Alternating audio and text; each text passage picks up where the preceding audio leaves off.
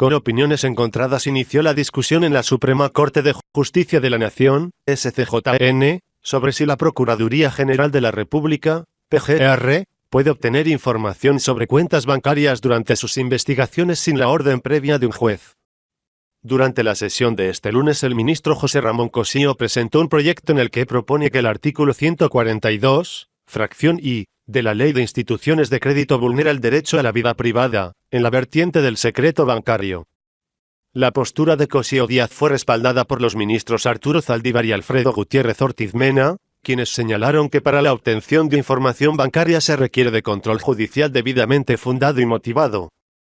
En contra de la propuesta impulsada por Cossío Díaz se pronunciaron los ministros Eduardo Medina Mora y Javier Lainez, ex procurador general de la República y ex procurador fiscal, respectivamente.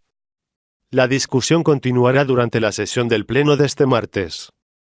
Hace un año, la primera sala de la SCJN resolvió por mayoría de 4 votos declarar inconstitucional el artículo de la Ley de Instituciones de Crédito que otorgaba facultades a las procuradurías para acceder a la información bancaria, sin existir autorización judicial.